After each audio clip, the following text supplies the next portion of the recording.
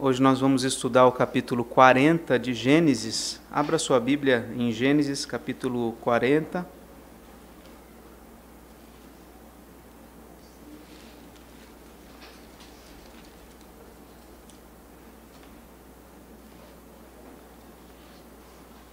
Eu vou fazer a leitura do capítulo todo de uma vez só, tá? É uma leitura de uma história conhecida de muitos, mas certamente temos várias lições aqui a aprender.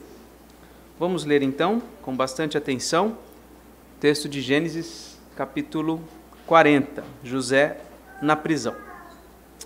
Passadas estas coisas, aconteceu que o mordomo do rei do Egito e o padeiro ofenderam o seu senhor, o rei do Egito. Indignou-se Faraó contra os seus dois oficiais, o copeiro-chefe e o padeiro-chefe, e mandou detê-los na casa do comandante da guarda, no cárcere onde José estava preso. O comandante da guarda pô-los a cargo de José, para que os servisse. E por algum tempo estiveram na prisão. E ambos sonharam, cada um o seu sonho na mesma noite.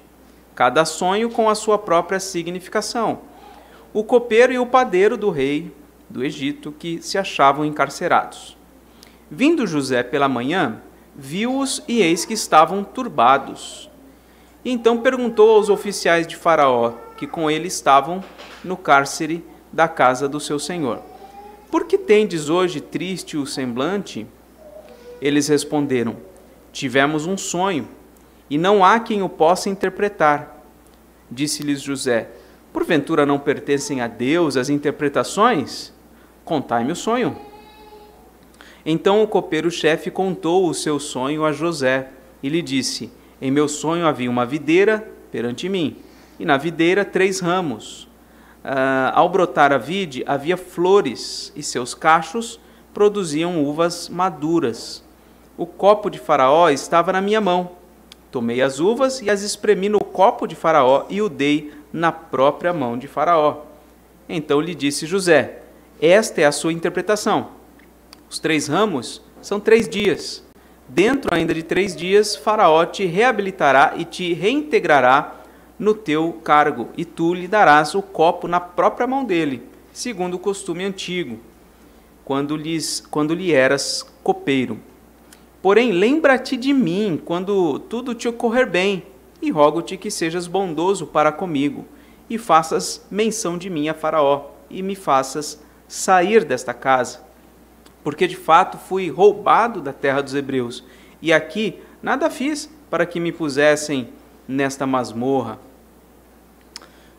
Versículo 16. Vendo o padeiro-chefe que a interpretação era boa, disse a José: eu também sonhei, e eis que 3 cestos de pão alvo me estavam sobre a cabeça, e no cesto mais alto havia de todos os manjares de Faraó, arte de padeiro, e as aves os comiam do cesto na minha cabeça.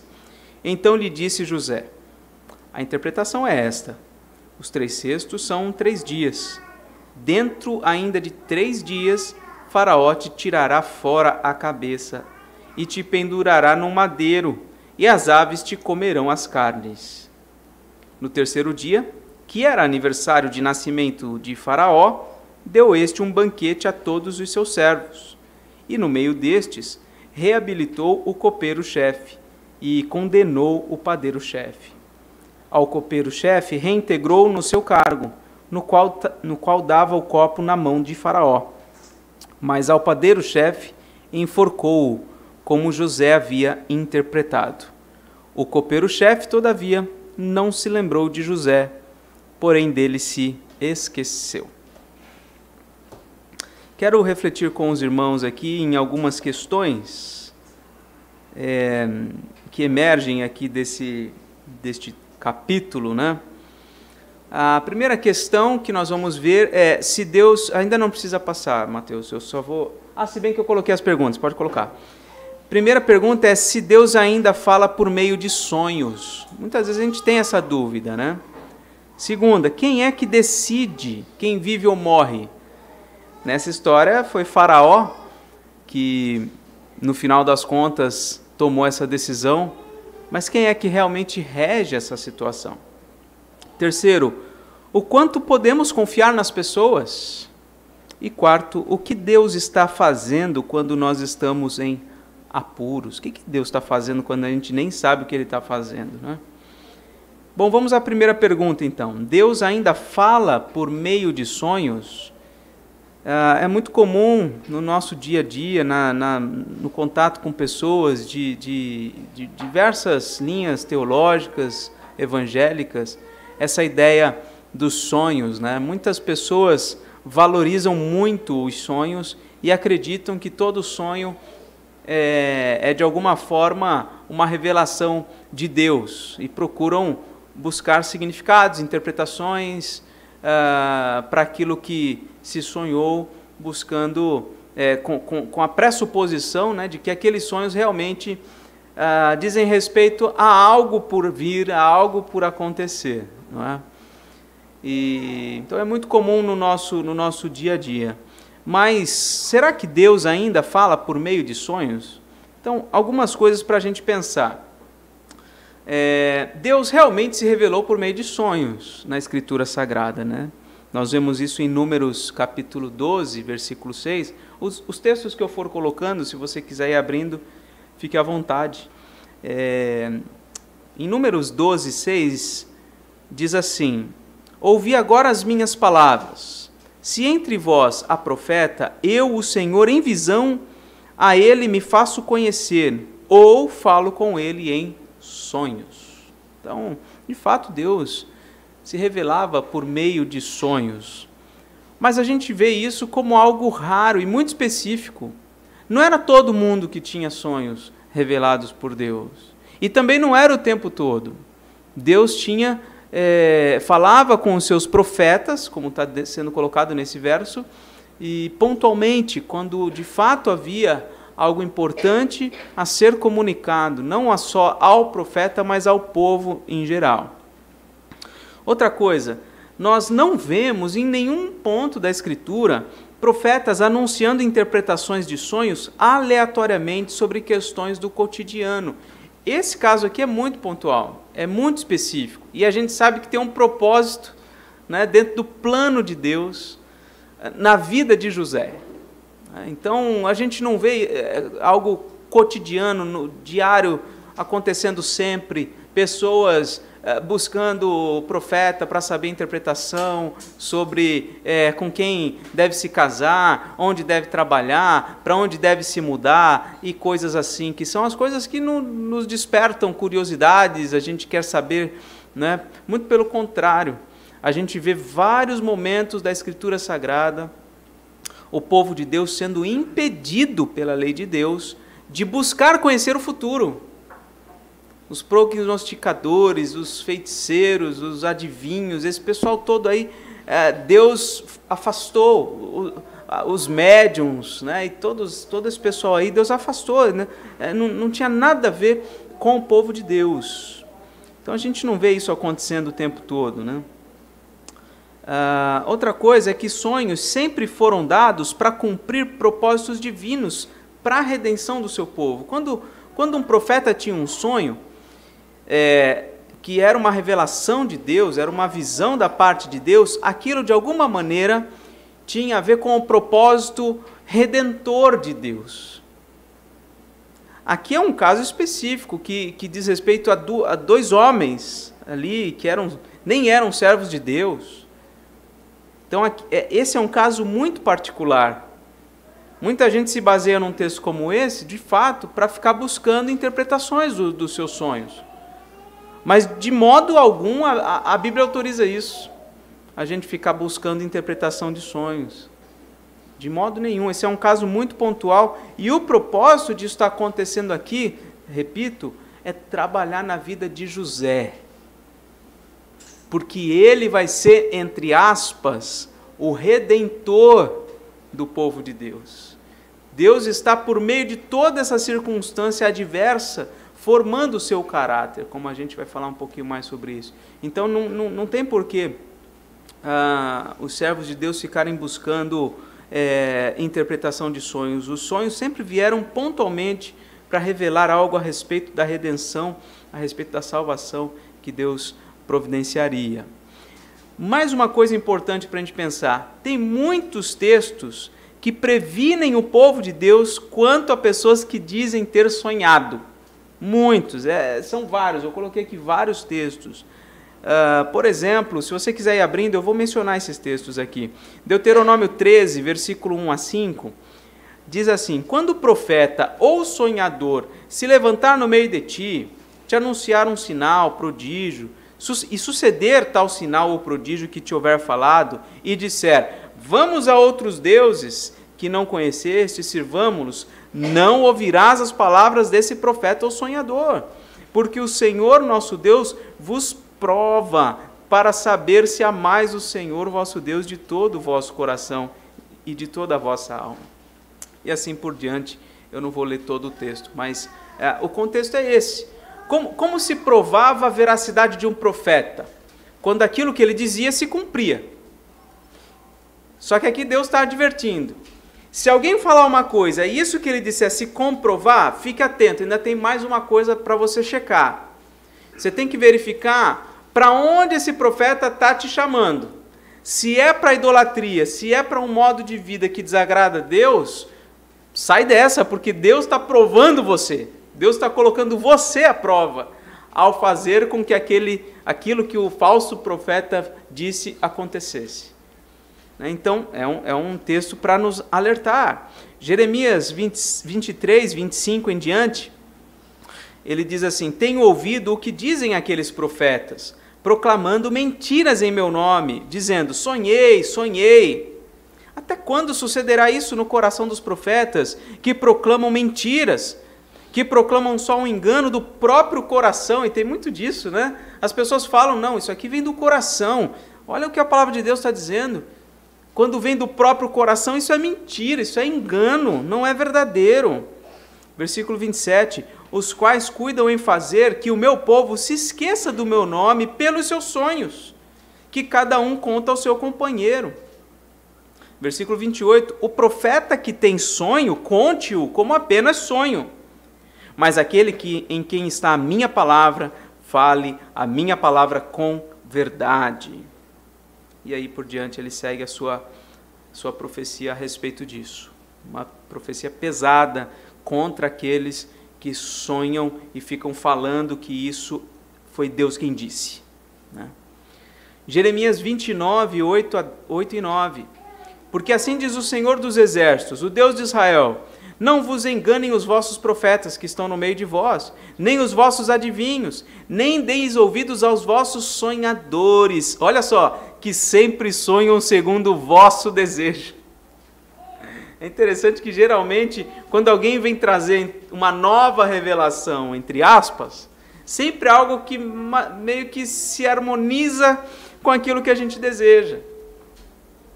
Deus está falando: olha, cuidado com esses que sonham sempre segundo o vosso desejo, porque falsamente vos profetizam eles em meu nome. Eu não os enviei, diz o Senhor. E por fim, Zacarias 10, versículo 2. Porque os ídolos do lar falam coisas vãs, vazias, e os adivinhos veem mentiras, contam sonhos enganadores e oferecem consolações vazias. Por isso anda o povo como ovelhas aflito, porque não há pastor. É porque o povo está dando ouvido para esses sonhadores que o povo está aí perdido. É isso que o profeta bíblico está dizendo.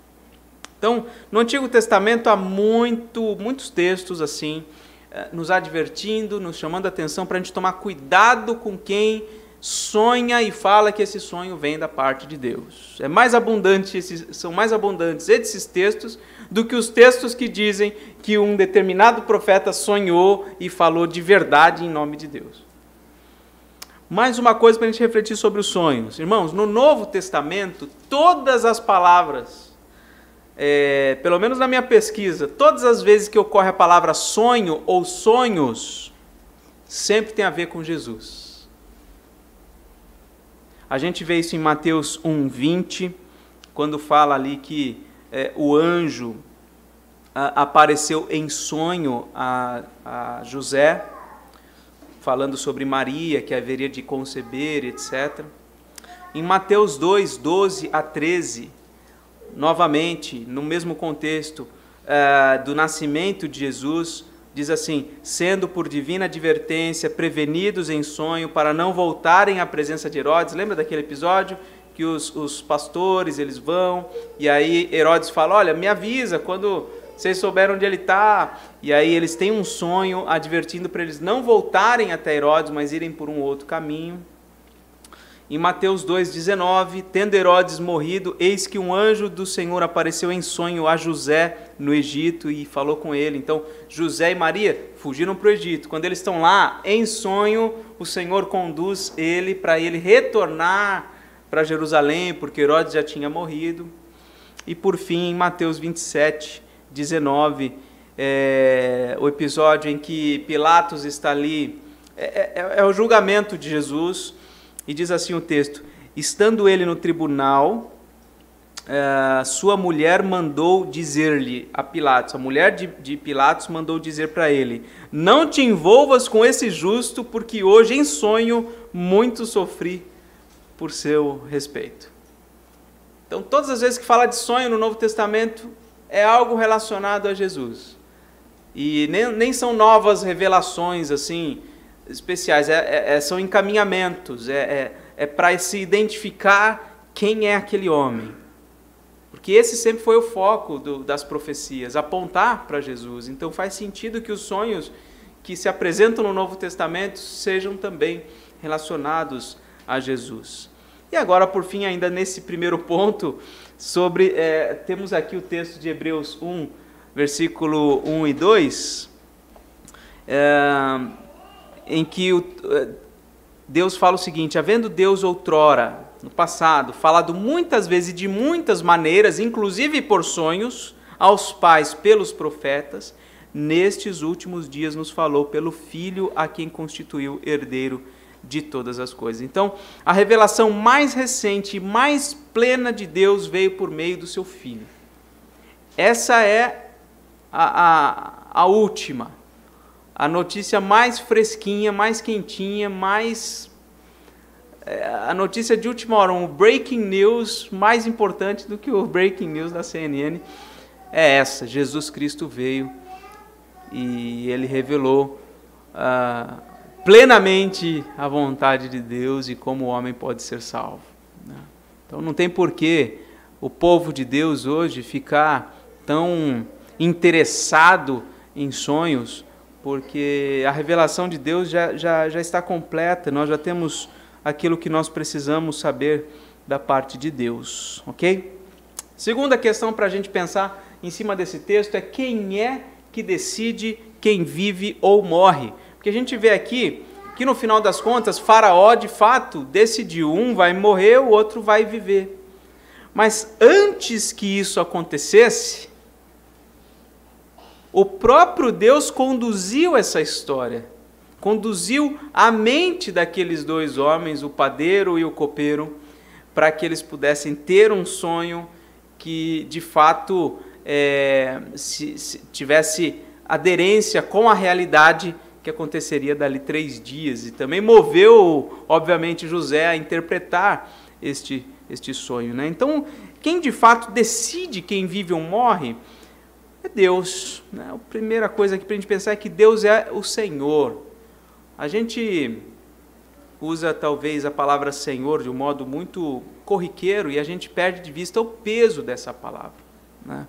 Dizer que Deus é Senhor é dizer que Deus é todo-poderoso, é dizer que Deus é o governante do universo, da minha vida, da história do mundo. É dizer que Ele tem pleno controle, pleno domínio, não só sobre as ações, mas sobre os pensamentos e até sobre os sonhos das pessoas. Ele coordena todas as coisas. Ele é de fato superintendente, porque ele tem uma visão completa, geral, de tudo que está acontecendo ao mesmo tempo. Então Ele é o Senhor. A vida e a morte estão no domínio de Deus, assim como o sucesso e o fracasso. Só morre quem Deus tira a vida. Só nasce a quem Deus dá a vida. Só tem sucesso aquele quem Deus permite ter sucesso. E só fracassa aquele que Deus permite fracassar. A gente vê isso, por exemplo, nesse texto de 1 Samuel, capítulo 2, versículos 6 a 8, onde é dito o seguinte: o Senhor é o que tira a vida e a dá. Faz descer a sepultura e faz subir. O Senhor empobrece e enriquece. O Senhor abaixa e também exalta. Ele levanta o pobre do pó e desde o monturo exalta o necessitado, para o fazer assentar entre os príncipes, para o fazer herdar o trono de glória, porque do Senhor são as colunas da terra e assentou sobre elas o mundo. No final das contas, a verdade é Deus quem faz tudo. Quando a gente faz a avaliação da nossa vida, da nossa história, ou então a gente acaba avaliando a história de outras pessoas, a gente, por vezes, perde de vista que Deus é o Senhor, que Deus é o governador, que Deus é o soberano sobre todas as coisas. E a gente precisa se lembrar disso. É Deus quem faz. Não há nada que foge ao controle de Deus. Então esse é o segundo ponto, a segunda reflexão para a gente fazer. Terceiro, o quanto nós podemos confiar nas pessoas? Essa pergunta me veio à mente na leitura desse texto, porque José, ele é usado por Deus para trazer a interpretação para esses dois homens, e quando ele deu a interpretação para o primeiro, o copeiro, sobre o fato de que depois de 3 dias ele seria restaurado o seu cargo, iria espremer as uvas no copo do faraó e etc. José fez um pedido para ele. Qual foi o pedido? O pedido está lá no versículo 14. Lembra-te de mim quando tudo te correr bem. Rogo-te que sejas bondoso para comigo e faças menção de mim a Faraó e me faças sair desta casa, porque de fato fui roubado da terra dos hebreus e aqui nada fiz para que me pusessem nesta masmorra. Quer dizer, eu estou aqui injustamente. Me tira daqui, fala de mim lá pro Faraó, para que ele se lembre de mim e eu possa sair daqui. Mas o que aconteceu? Versículo 23. O copeiro-chefe, todavia, não se lembrou de José, porém dele se esqueceu. A gente precisa ter em mente que intercessores / mediadores humanos nos decepcionam, irmãos. Quando a gente conta com pessoas, a gente corre o risco realmente de nos decepcionar. Isso não só com pessoas, vamos dizer, do nosso convívio profissional, por vezes também dentro do nosso próprio lar. Nós nos frustramos quando colocamos nossas expectativas ou nossas esperanças em qualquer pessoa que seja. E em Jeremias 17:5 diz o Senhor: maldito o homem que confia no homem, e faz da carne mortal o seu braço, e aparta o seu coração do Senhor. Eu me lembro de algumas vezes na minha vida ter esse sentimento de frustração, de ouvir promessas de pessoas, de que fariam algo por mim e não fizeram. E isso acaba, levando a gente a se decepcionar, a se frustrar, a se chatear, desacreditar das pessoas em geral, desconfiar. Então a gente tem que ter a nossa confiança, meus irmãos, não no homem. Não estou dizendo aqui que a gente tem que ser completamente cético nas nossas relações interpessoais. Tem pessoas confiáveis E não há como conviver em sociedade sem um nível mínimo de confiança entre nós. Vocês precisam confiar em mim, pelo menos em algum nível, para estarem aqui me ouvindo, por exemplo. E eu preciso ter algum nível de confiança em vocês, de estar aqui diante de vocês, porque se eu não confiasse, eu não viria aqui. Se eu tivesse a suspeita que qualquer um de vocês fariam qualquer atentado contra mim, eu não viria. Então eu também confio em vocês. E a sociedade caminha dentro desses parâmetros. Mas o que eu quero dizer é que a gente não pode botar a nossa esperança em ninguém. A gente não pode acreditar que pessoas possam ser agentes de progresso na nossa vida. Podem até ser, mas a gente não pode confiar nisso, colocar nisso a nossa esperança. Porque no final das contas é Deus quem faz, quem nos diminui ou quem nos exalta. Se por intermédio de alguém nós formos exaltados, nós chegarmos a um patamar privilegiado, em última instância é graças a Deus que moveu aquela pessoa. E a gente, lógico, tem que ser grato àquela pessoa. Mas ter em mente, lembrar-se, foi Deus quem o moveu a me favorecer. E se por alguma razão, por causa de alguém nós formos diminuídos, é a mesma coisa. É graças a Deus, em última instância, que usou determinada pessoa para nos diminuir. Isso não deve nos levar a qualquer dissentimento, qualquer situação de briga, de mágoa, de rancor em relação a essa pessoa, porque é Deus quem está usando essa pessoa para nos prejudicar, inclusive. Que é o que está acontecendo na história de José. No capítulo anterior a gente viu que Deus usou a mulher de Faraó para colocar ele naquela situação. Ele está sendo provado. Ele está numa situação de prova intensa. Porque Deus assim... Perdão, a mulher de Potifar. Porque Deus assim o quis. Então, as pessoas esquecem de nós facilmente. As pessoas esquecem de nós facilmente. Mas tem uma promessa, uma profecia muito acalentadora, em Isaías 49, 14 e 15, que diz assim: mas Sião diz... Sião é uma referência aqui ao povo de Deus, né? O meu povo diz: o Senhor me desamparou, o Senhor se esqueceu de mim. É o que o povo está dizendo naquele contexto de Isaías. Aí a resposta de Deus: acaso pode uma mulher esquecer-se do filho que ainda mama, de sorte que não se compadeça do filho do seu ventre? Pode acontecer isso? Pode acontecer que uma mãe de um filho recém-nascido se esqueça dele? Não se compadeça dele? Mas ainda que esta viesse a se esquecer dele, diz o Senhor, eu todavia não me esqueceria de ti.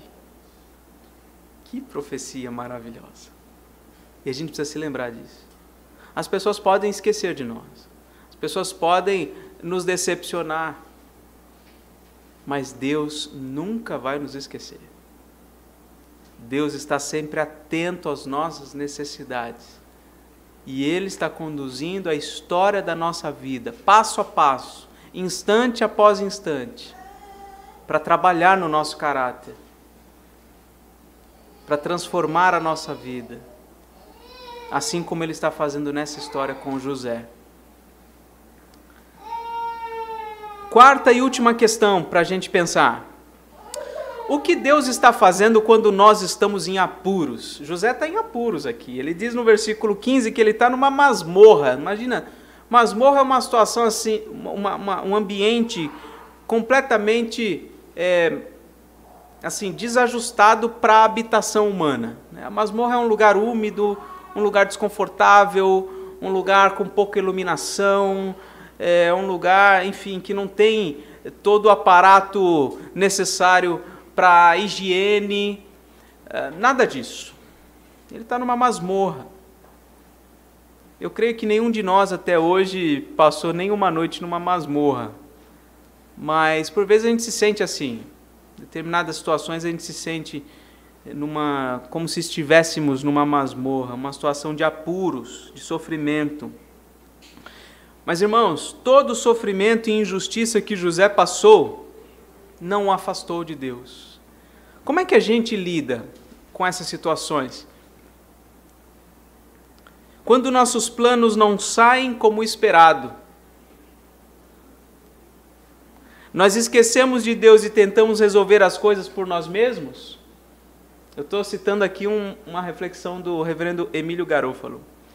Quando as coisas não vão do jeito que a gente planejou, quando a gente está numa situação difícil e não é por culpa nossa, o que a gente faz? A gente se esquece de Deus, a gente tenta resolver as coisas por nós mesmos? Ou vemos as coisas como parte do plano de Deus na nossa vida, nos treinando, nos capacitando, nos fortalecendo e nos preparando para batalhas que a gente nem sabe ainda que virão. E que essas experiências difíceis que a gente está vivendo estão nos preparando para isso que está no futuro. Como é que tem sido a nossa atitude frente a essas situações? Como é que tem sido a sua atitude? A tua tendência tem sido se esquecer de Deus e então resolver do seu jeito? Ou você tem trazido à memória o fato de que Deus é o Senhor, de que Deus controla a sua vida, de que Deus está o tempo todo cuidando de você e preparando você para situações futuras? Outra reflexão que ele coloca: Deus está trabalhando mesmo quando nós não sabemos o que Ele está fazendo. É uma citação que ele faz de um outro teólogo. Deus está trabalhando mesmo quando nós não sabemos o que Ele está fazendo. Por vezes na vida a gente fica sem saber realmente. E Deus nessa história? O que Deus pode estar fazendo nessa situação? Mas Deus está trabalhando. Deus está trabalhando. Deus nos coloca em situações difíceis nessa vida para que aprendamos a servir e para que possamos crescer. Irmãos, é exatamente isso que está acontecendo aqui na vida de José. Deus colocou ele ali naquela masmorra. E aí, de repente, um dia ele vê dois dos outros prisioneiros que ele, na verdade, ele serve a eles, porque ele foi posto como, vamos dizer, o guarda daquele pessoal. E o que ele faz? Ele se põe como autoridade, como dominador sobre os demais? Não. Ele se vê na condição de servo. E ele vê aqueles dois outros prisioneiros que estão subordinados a ele, vê que eles, determinado dia, estão entristecidos e pergunta: o que aconteceu? Ele vê nisso uma oportunidade de servir. E aí eles falam que tiveram um sonho, etc. E aí no versículo 8, ele aproveita o gancho para colocar Deus na história. A gente precisa fazer isso, irmãos. Isso é servir a Deus. É aproveitar oportunidades para inserir Deus na história, inserir Deus no contexto. As pessoas estão padecendo sem Deus. As pessoas estão vivendo uma vida distante de Deus. E nós devemos servir ao reino de Deus, trazendo Deus para a conversa, trazendo Deus para a reflexão. É o que ele faz. Eles estavam ali naquela masmorra, eles não tinham como procurar os adivinhadores do Egito. Eles estavam privados da liberdade. Mas José fala: vocês não precisam de adivinhadores. Ele diz aqui: porventura não pertencem a Deus as interpretações? E então ele fala: me contem um sonho. E ele então serve aqueles dois, trazendo a interpretação. Então, irmãos, situações difíceis que Deus nos coloca sempre são, lembra disso, sempre são oportunidades de serviço. Se Deus te colocar num leito de hospital, internado por qualquer doença que seja, Se você estiver lúcido, lembre-se, esta é uma oportunidade de você servir. De que forma? Busque uma forma de servir a Deus naquele contexto. Deus vai conduzir pessoas até você. Deus vai dar oportunidades, como dá no dia a dia. Mas me refiro aqui a situações difíceis que a gente enfrenta de forma especial. São oportunidades para a gente servir as pessoas, servir a causa do reino de Deus. E também, além disso, para que possamos crescer. José está sendo, como eu já me referi aqui várias vezes, está sendo provado. Deus tem um plano futuro para o povo de Israel, os filhos de Jacó, e ele tem José como pivô desse plano. Só que Deus não traz José lá daquele momento lá imaturo, em que ele era um sonhadorzinho, malquisto pelos irmãos, ele não traz dali para uma situação como a que ele vai viver. Deus não faz saltos na nossa história. Algumas décadas se passaram desde daqueles primeiros momentos de imaturidade, de meninice, para que ele pudesse ser aperfeiçoado como um homem de Deus e pudesse ser então usado por Deus naquela situação específica para a preservação do seu povo num período de fome sem precedentes naqueles dias. Veja assim na sua vida em particular, como as situações difíceis podem estar sendo instrumentos de Deus para trabalhar na sua vida, no seu caráter. Além disso, onde nós paramos aí? As situações difíceis são instrumentos de Deus, continuando, né? Para nos testar, para nos fortalecer, para nos capacitar e para, enfim, alçarmos um grande voo. São situações adversas que Deus coloca para nos ajudar a alçar um grande voo. E por fim, sendo fiel no pouco, o reverendo Emílio disse essa frase, sendo fiel no pouco, somos preparados para o muito. Né? É um reflexo daquele ensino de Jesus, né? Da parábola, sejam fiéis no pouco e sobre o muito vocês serão colocados. A gente quer um muito direto, né? A gente quer fazer grandes realizações. A gente quer ter um grande poder de influência. A gente quer abençoar muita gente. A gente quer transformar o mundo. Principalmente quando nós somos jovens, nós temos sonhos grandes. Mas Deus não faz assim ordinariamente. Não é comum que Deus faça grandes coisas na vida de pessoas ainda imaturas, ainda não forjadas pela vida, pelas situações adversas.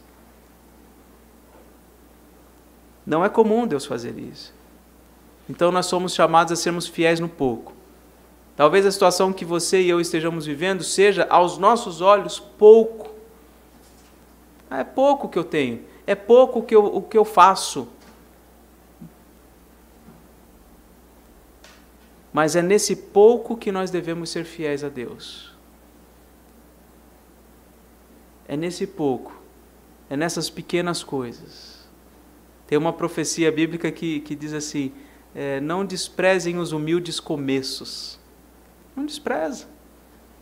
Deus pode fazer grandes coisas a partir de pequenas atitudes de fidelidade a Deus.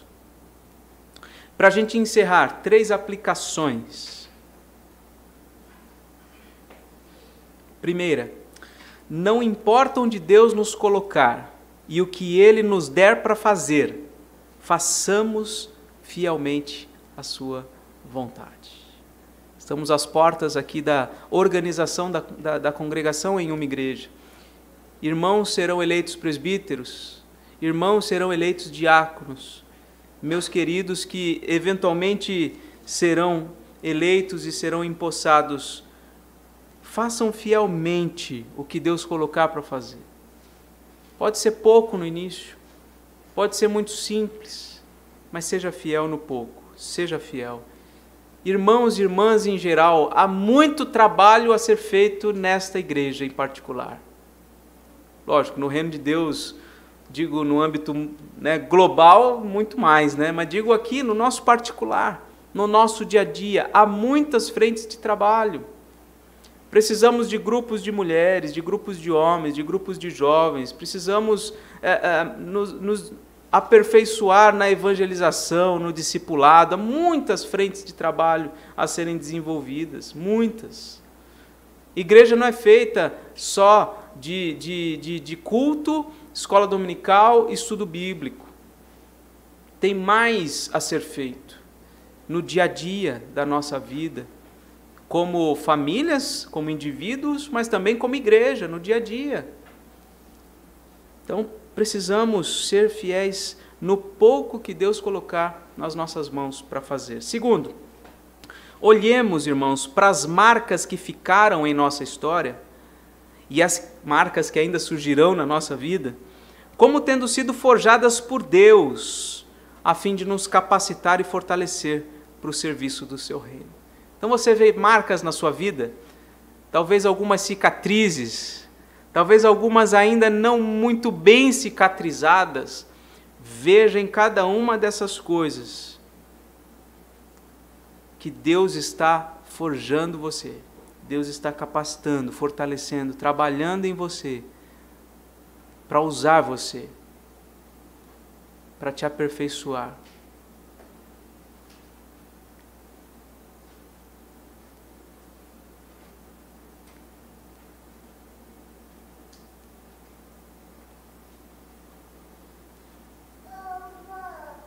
E terceiro e último, irmãos, glorifiquemos a Deus por já nos ter tirado da masmorra do pecado através de seu Filho. Essa condição que José se vê numa masmorra, nenhum de nós precisa estar.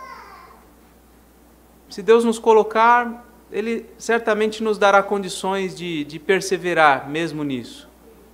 Mas há uma condição muito mais terrível, que é a masmorra do pecado. Pior do que estar fisicamente como José numa masmorra, é estar aprisionado sob as correntes do pecado, cerceados de toda a liberdade para adorar a Deus e fazer sua vontade. Essa é a pior condição que a humanidade pode estar. E se você é um crente em Jesus Cristo, se você confia no que Jesus Cristo fez na cruz do Calvário, glorifique a Deus, porque você já saiu dessa masmorra do pecado. Deus já se lembrou de você. Deus já resolveu o maior problema da sua vida. Você já tem a vida eterna e a salvação garantidas. Que Deus nos abençoe, meus irmãos. Vamos orar? Bendito Deus, obrigado, Pai, por esse tempo de estudo da Tua Palavra. Obrigado porque o Senhor nos lembra verdades preciosas, ó Deus, a respeito da Tua soberania, do Teu poder, do controle que o Senhor exerce sobre a história,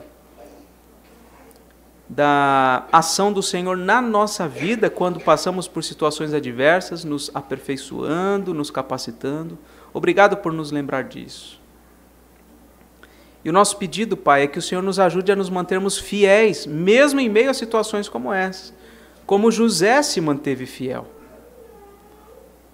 Muitos têm esquecido do Senhor, têm te abandonado, para se verem livres de situações adversas. Mas nós não, Senhor, nós não podemos nos afastar de Ti. Não há outro que tenha palavras de vida eterna.